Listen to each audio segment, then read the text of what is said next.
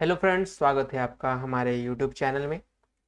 SBI का एक शानदार फंड के बारे में इस वीडियो में हम आपको बताने वाले हैं, जिसमें कि रिस्क कम, रिटर्न ज़्यादा और साथ साथ एसबीआई का भरोसा, तीनों चीज़ अगर मिल जाए तो क्या ही मज़ा आ जाए।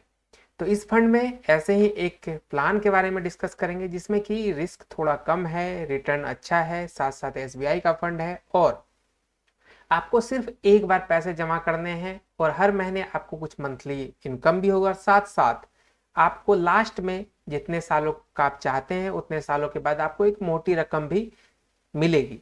तो कौन सा फंड है, क्या क्या चीज़ें उसकी बेनिफिट है, कैसे कैसे ये वर्क करेगा, पूरी जानकारी आपको इस वीडियो में मिलेगी। साथ साथ कैलकुलेशन भी दिखाऊंगा कितने सालों में कितना रिटर्न आपको मिल सकता है।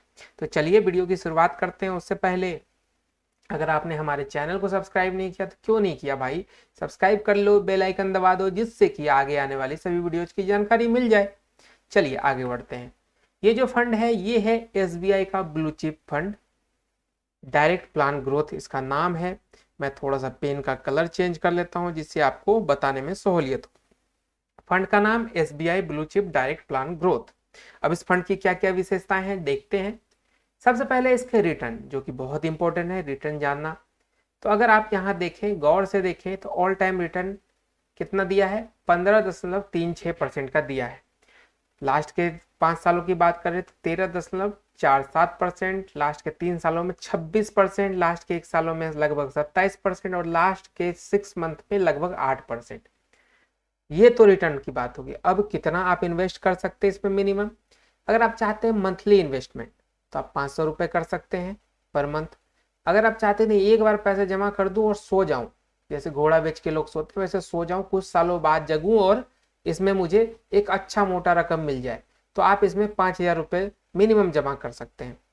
अब इसके फंड साइज की बात करते हैं तो इसका फंड साइज 36,876 करोड़ का हो चुका है। मतलब कि इतने पैसे इसमें लोगों ने अभी तक जमा कर दिए हैं। तो आप देर क्यों कर रहे हो, आप भी करो, लेकिन करने से पहले सबसे पहले जितनी जानकारी मैं देता हूं उसको समझ ले, उसके बाद फिर एक बार सलाह भी लें, किनसे, अपने फाइनेंशियल एडवाइजर से, उसके बाद ही इन्वेस्ट करें। तो चलिए अब इसके होल्डिंग्स देख लेते हैं। होल्डिंग्स यानी कि इस फंड के द्वारा सबसे ज्यादा किन किन कंपनियों में इन्वेस्ट किया जाता है वो।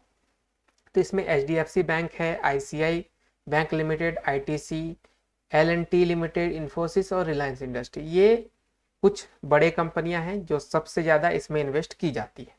अब कैलकुलेशन चलते हैं। अब वही आपने देखा कि लास्ट के 3 और 1 सालों में इसने 26-27% का रिटर्न दिया है। तो हम लोग उतना तो नहीं करेंगे, लेकिन 18% पे कैलकुलेशन स्टार्ट करते हैं। अब देखिए इसमें दो लोग हैं, एक तो ए और एक बी, यानी मैं और आप। हमारे पास पैसे कम है तो मैंने क्या कर दिया कि 5 लाख रुपए जमा कर दिए। आपके पास पैसे ज्यादा हैं तो आपने 10 लाख कर दिया। अब दोनों पे कैलकुलेशन करेंगे। सपोज कीजिए मैं जो हूं मैंने 5 लाख किया और आपने 10 लाख किया, तो इस स्थिति में हमेशा SWP यानी सिस्टमेटिक विड्रॉल प्लान, जिसमें कि आप मंथली इनकम चाहते हैं, उस वाले फंड में जितना आप जमा करते हैं उसका 1% आप हर महीने निकालते रहिए, 1% या 1% से कम। अब देखिए अगर आप 5 लाख जमा कर देते हैं तो उसका 1% कितना होता है, 2 जीरो हटा दीजिए, यही तो होगा, यानी 5,000 रुपये। और आपने किया 10 लाख तो आपका 1% 10,000 हो जाएगा। यानी आप हर महीने इस फंड से 10,000 रुपये निकालेंगे और मैं निकालूंगा 5,000। इस अकॉर्डिंग अगर 5 सालों में देखा जाए तो 5 सालों में टोटल 60 महीने होते हैं।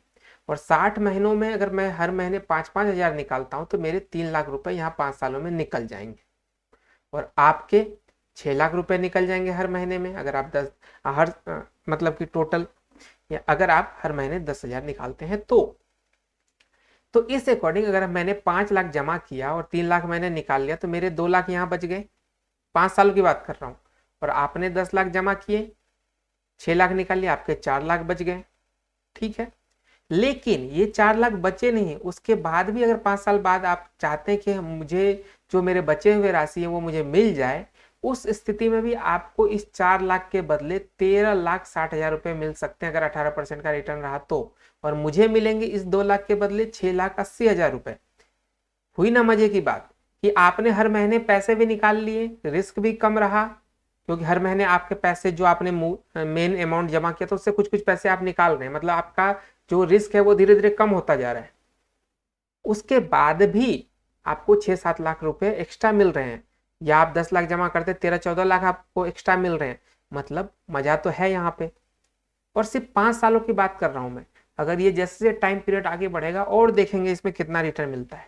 अब चलिए 10 सालों में, 10 सालों में आपने अमाउंट तो उतना ही इन्वेस्ट किया हुआ था, उस अकॉर्डिंग देखा जाए तो 10 सालों में अगर 5 लाख मैंने जमा किया, 10 साल हर महीने 5,000 निकालता हूं तो मैं 6 लाख रुपए निकाल लूंगा, यानी 1 लाख प्लस में मैंने निकाल लिया। और आप 2 लाख प्लस निकाल लेंगे, क्योंकि आप 10-10 हजार निकाल रहे हैं 10 लाख में से, तो आप 12 लाख निकाल चुके होंगे 10 सालों में।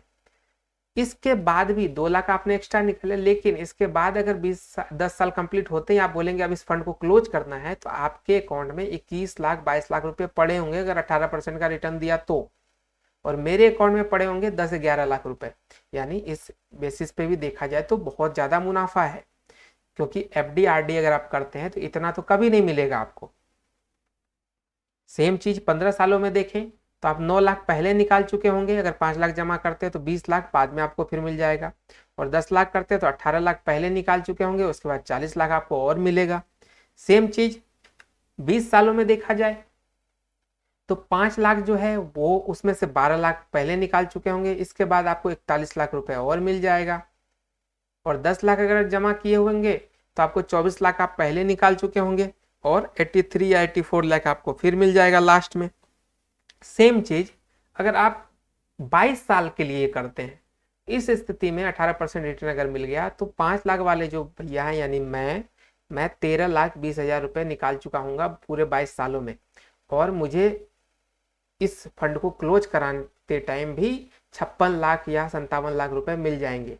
सेम चीज आपके केस में आप 26,40,000 रुपए पहले ही निकाल चुके होंगे 22 सालों में। इसके अलावा भी 1,13,00,000 रुपए आपको मिल सकते हैं अगर 18% का रिटर्न रहा तो उस बेसिस पे देखा जाए तो बाकी फंड के मुकाबले अच्छा फंड है ये। फिर भी इन्वेस्ट करने से पहले खुद से सब कुछ समझ ले, अपने फाइनेंशियल एडवाइजर से सलाह ले ले, उसके बाद ही इन्वेस्ट करें। और बहुत सारे लोग कहते हैं किस ऐप से इन्वेस्ट करूं, बैंक से करूं, कहाँ से करूं, इसके बारे में मैंने डिटेल वीडियो भी बनाया हुआ है, तो आप वो भी जाके इस चैनल पे देख सकते हैं। अगर आप ज़्यादा कमेंट करेंगे तो आपको एक डिटेल वीडियो भी दे दी जाएगी कौन सा ऐप में क्या क्या चीज़ें अच्छी है, क्या क्या चीज़ें थोड़ी सी दिक्कत करती है, पूरी जानकारी आपको दी जाएगी। तो चलिए वीडियो को यहीं समाप्त करते हैं। अगर आपको वीडियो पसंद आया तो लाइक कर दीजिए, चैनल को सब्सक्राइब कर लीजिए। मिलते हैं एक नई वीडियो में, तब तक के लिए स्वस्थ रहें, मस्त रहें और इन्वेस्टमेंट करते रहें।